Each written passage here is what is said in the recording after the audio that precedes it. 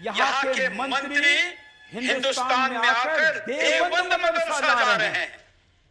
یہ منتری ہے اور بھارت سرکار ان کو آنے کی چھوٹ دے رہی ہے.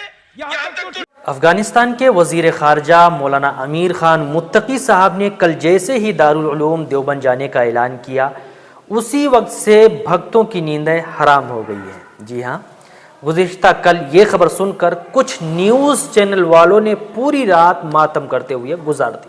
حتیٰ کہ اس نفرتی چنٹو نے وزیر خارجہ کو دیوبند سے روکنے کی بھی مانگ کر دی. پہلے اس نفرتی سریش چوہان کو آپ سنیے، پھر آگے میں بات کرتا ہوں. طالبان اگر آپ بھولے نہیں ہوگے تو طالبان افغانستان یہاں کے منتری ہندوستان میں آ کر دیوبند مدرسہ جا رہے ہیں. یہ منتری ہے اور بھارت سرکار ان کو آنے کی چھوٹ دے رہی ہے. یہاں تک تو ٹھیک ہے، لیکن یہ مدرسہ دیوبند کیوں جا رہے ہیں؟ طالبان کی اس منتری کی یاترا کو روکو. وہ دیوبند کیوں جا رہے ہیں؟ اس بیچارے نے کل پوری رات یوں ہی جگ کر گزار دی کہ کیا کریں. اسے پوری رات صرف اسی بات پر نیند نہیں آئی کہ وہ دیوبند کیوں جا رہے ہیں.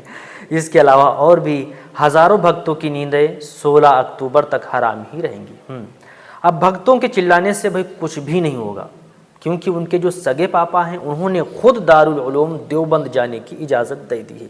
اس لیے میرا چھوٹا سا مشورہ یہ ہے کہ 16 اکتوبر تک تم ماتم کرو، اور تو تمہارے بس کی بات ہے نہیں کچھ کرنا، صرف ماتم ہی کر سکتے ہو اور ماتم ہی کرتے رہو.